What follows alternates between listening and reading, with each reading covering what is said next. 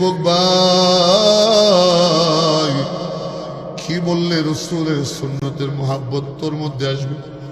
কি বললে আর রসুলের কলিজায় খুর লাগাইব? হুয়া ফি কবরিহি হাই, বলে সমস্ত নবীগণ কবরের মধ্যে নামাজ হালতে আছে, আর আমাদের পয়গম্বর কবরের মধ্যে রওজা আথারে আমাদের জন্য কান্না করতেছে। আল্লাহ আমার উম্মত গুলিরে মাফ করে দাও, আল্লাহ আমার উম্মত গুলিরে মাফ করে দাও। বলে কিয়ামতের ময়দানে, হাদিসের মধ্যে আসছে কিয়ামতের ময়দানে হঠাৎ করে একজন উম্মতের, আখিরি পয়গম্বরের একজন উম্মতের গলার মধ্যে বেড়ে পড়ে গেছে। 70,000 শিকল লাগায় ফেরেশতারা টেনে নিয়ে যাইতেছেন। আল্লাহর হাবিব দৌড়ে আসবেন, এসে বলবে ফেরেশতারা আমার উম্মত যে কইলে যাও বলে জাহান্নাম। আল্লাহর হাবিব বারবার জাহান্নাম আমল নামাটা দেখবে, পুরো আমল নামাটা বারবার দেখবে। কোথাও নেই কোনো আলেমের সাথে সম্পর্ক আছে একটু দেখা যায়, কোথাও নেই একটু নেক আমলের ঘেরান পাওয়া যায়। আমি পয়গম্বর আল্লাহর কাছে তার জন্য সুপারিশ করব।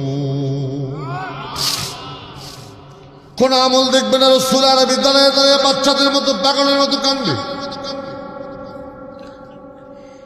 আমার একটা উম্মত জাহান্নামে নিয়ে যায়, আল্লাহর হাবিব কাঁদতেছেন। হঠাৎ করে রাসূল আরবির নজর পড়বে ওই বান্দার চেহারার দিকে। চেহারার মধ্যে দেখবে রসুলের মতো দাড়ি দেখা যায়। কন্যা সুবহানাল্লাহ।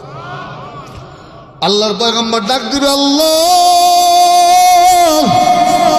আল্লাহ আল্লাহ তাআলা সব জানেন, তারপরে ফেরেশতাদেরকে বলেন, ফেরেশতা আমার হাবিব কেন যেন ডাক দিছে, দাঁড়াও।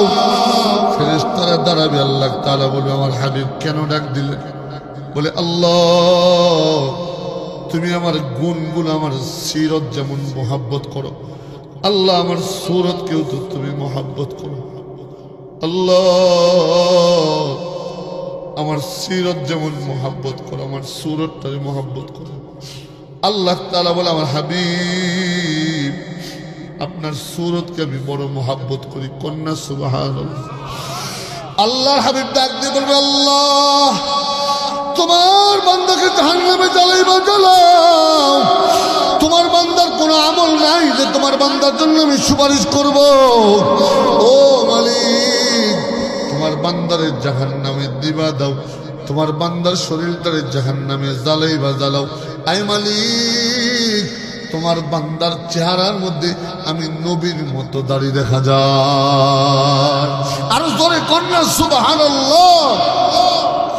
আল্লাহ তাআলা আবার প্রশ্নের জবাব দিবেন, প্রশ্ন করবেন, আমার হাবিব এই দাড়িতে এমনি এমনি রাখছিল, আপনার মহব্বতে রাখে নাই, আমি আল্লাহর ভয় রাখি নাই, এমনি এমনি দাড়ি রাখছিল।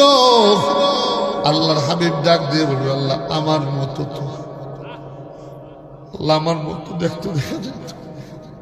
আল্লাহ আমার মতো তো, আমার মতো তো।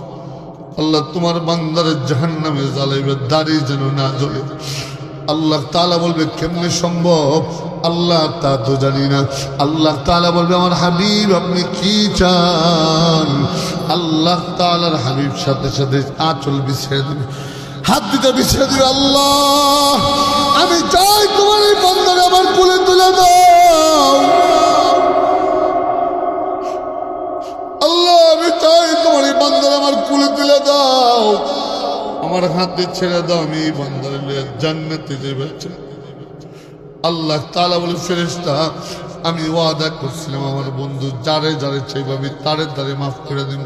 দে দে আমার বন্ধুর মতো দেখা যায়, আমার বন্ধুর মতো দেখা যায়, দে ফেরেশতা দে, আমার বন্ধুর হাতে তুলে দে। কন্যা সুবহানাল্লাহ।